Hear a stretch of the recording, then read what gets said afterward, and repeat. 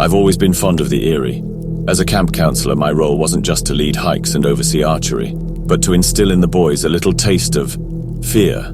Not for sadistic pleasure, mind you, although I must confess, I did enjoy watching their wide eyes and hearing their gasps. It was more than that. As a former scout myself, I remembered how those scary stories I heard around the campfire toughened me up, readied me for the world. Life was a ghost story after all, filled with unexplainable phenomena and the uncanny, right? Our camp was nestled in a valley, a quiet place where the wind whispered secrets only at a certain time of the year.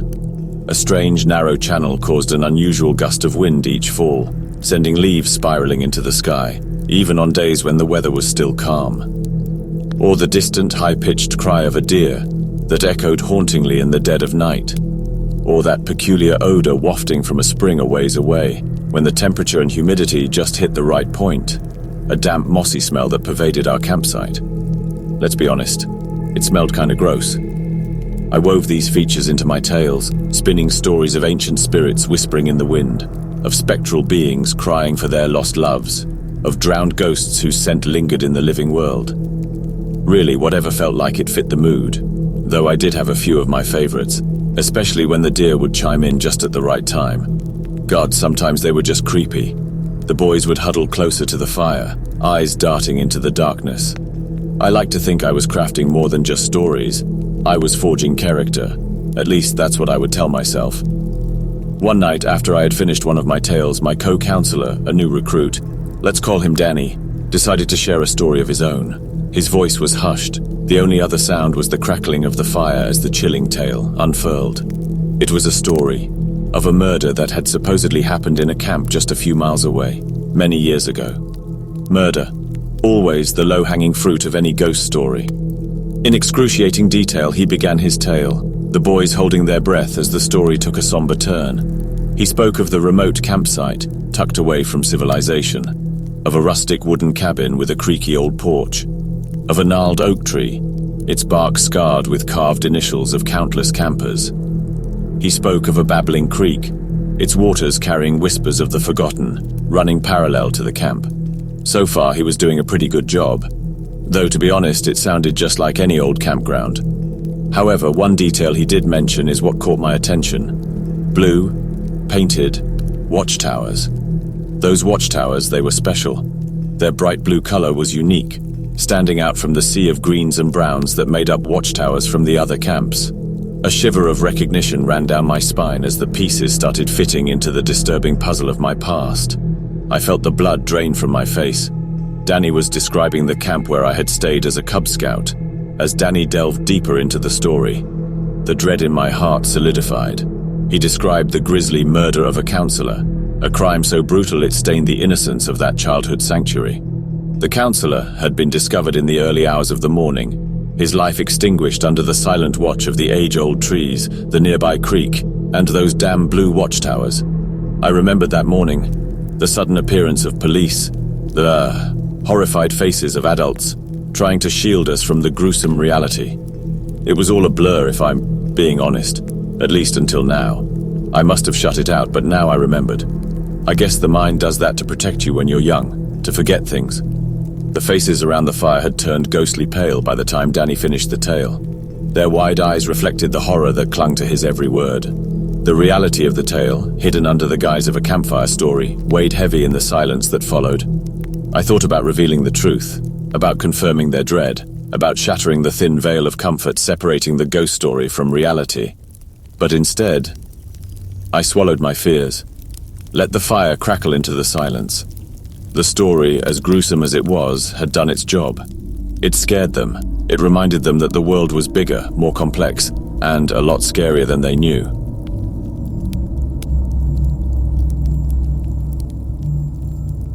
I gotta tell you, when I was a scout, some wild stuff happened.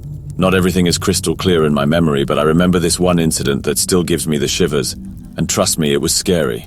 So me and my scout buddies were on this hike, right? There was this one guy, John. He was the toughest of us all, always ready for an adventure.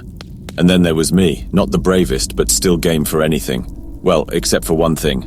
See, I had this fear, claustrophobia. Never told anyone about it, though. Anyway, we stumbled upon this cave during one of our hikes.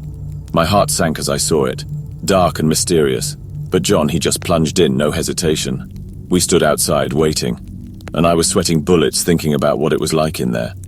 He comes back out, grinning like he found a treasure chest, telling us the cave goes even deeper. My heart was in my throat, but I kept my cool. I couldn't look scared in front of my pals. We agreed to go back in the next day. John shows up the next day with a rope, about 10 yards worth. He'd go in and we'd stay out, holding onto the rope. 3 tugs on the rope would mean he needed help. Sounded simple enough. But as he went further into the cave, I was getting more and more anxious.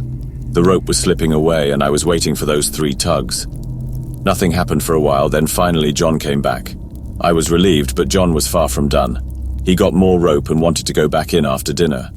Despite the fear gnawing at me, I agreed. After dinner, John once again decided to venture into the depths of the cave. This time, though, everything was different. The festive, exciting mood my friends had earlier was now replaced with a shroud of unease. It wasn't just me being a scaredy cat anymore. I could tell the others were feeling it too. The thrill of the unknown was now replaced with the fear of it. John tied the rope around his waist and began to disappear into the mouth of the cave. The rope, it played out from our hands, slithering into the darkness. Each foot of it that passed through my hands sent a new wave of anxiety through me. I was focused on the tension in the rope, the lifeline connecting us to John, and praying not to feel those 3 dreaded tugs. Just get in, then come back out, and be done with this stupid spelunking. Suddenly there was a violent jerk. The rope started burning through my hands. John was pulling hard, and the sound... God. The sound, his screams, echoed out from the cave, each one a sledgehammer to my racing heart. I was plunged into a well of terror. Not just the thought of being in that enclosed, suffocating darkness myself, but also the dreadful fear of the unknown that John was now facing, alone. It became a horrific tug of war. Me and my friends were all pulling as hard as we could.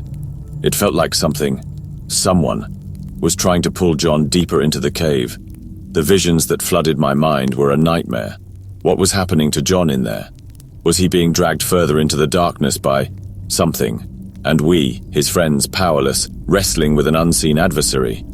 Then, nothing. The rope went slack, like a dying pulse. The echo of John's screams hung in the air. We all waited in the awful silence, my heart pounding so loudly I could hardly hear my own thoughts. Tug, tug, tug. Those 3 tugs on the rope were like a jolt of electricity through us. We started pulling again. This time it felt as if the cave was resisting us, not wanting to let John go. My palms burned, my muscles screamed, but fear provided an adrenaline-fueled strength. We fought with the darkness of the cave, and finally we won. John emerged, barely recognizable. He was bruised, scratched, and his eyes, they were wide with a fear I've never seen before. He was silent. We asked, of course, but he refused to talk about what happened in there. He just sat there, staring blankly into the darkness of the cave that nearly swallowed him whole. John was never the same after that. He became distant, almost like he was still stuck in that cave. Eventually, he stopped hanging out with us altogether. Even now, I can still remember the fear from that day, the tug on that rope, John's screams echoing in the cave. I'll never know what he saw. And what scares me to this day is the thought of what could have happened in there, that could drive someone like my friend John away from us.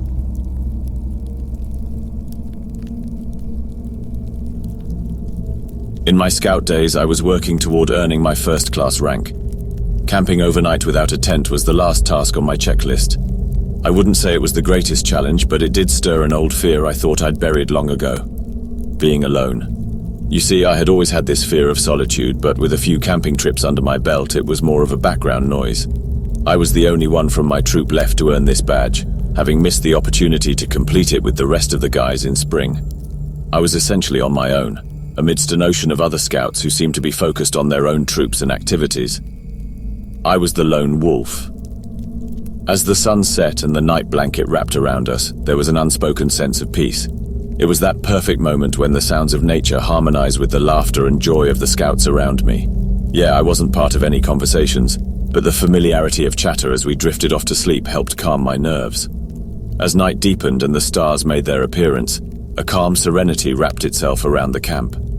In the distance, I could see the glow of nightlights from small clusters of scouts dotting the forest like a constellation of earthly stars. The moon was almost full, casting a gentle silver hue across the woods, turning familiar trees into ghostly silhouettes. But within this scene of tranquility, my attention was drawn to an unsettling sight. In the wavering edge between shadow and moonlight, a lone figure stood, just visible enough to be seen. A shiver ran through me, immediately dispelling the calm. It appeared to be a tall man, a smudge on the otherwise clear canvas of nature, an anomaly within the familiar scenery. The sight of him, silent and still, punctured the comfort of the night. He was hunched over. Was he looking at us? As he remained on the periphery of our sight, an unease coiled within me, turning the peaceful evening into a lurching dread. He would disappear only to appear again, each time inching closer. This game of hide and seek, this ebb and flow of his appearances sent chills down my spine. The man was an enigma, an uninvited anomaly disrupting my peace.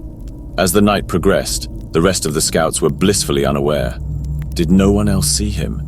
In the face of growing fear, a simple, foolish plan began to form in my mind. Feign sleep. That's what worked to keep the monsters away when I was little, right? Acting in desperation, I carefully maneuvered myself into my sleeping bag, turning it into a fortress of fabric and down, a personal safe haven against the unsettling reality outside. The enclosure of the bag was a thin line of defense, but it offered an illusion of safety. As I lay there, my senses heightened. Every rustle of leaves became a potential threat. Every sound of the wind whispering through the trees morphed into an ominous warning. I knew he was still out there. I didn't know if he was getting any closer. I could feel the gnawing beast of fear making a home in my stomach. It clawed and bit at me, turning my insides into a whirlpool of dread and apprehension. The stillness of the forest seemed to echo my inner turmoil, amplifying the tension with each passing second. The once peaceful chirps of crickets now held an eerie undertone, creating a chilling soundtrack to my predicament. Time, it seemed, had no respect for my distress.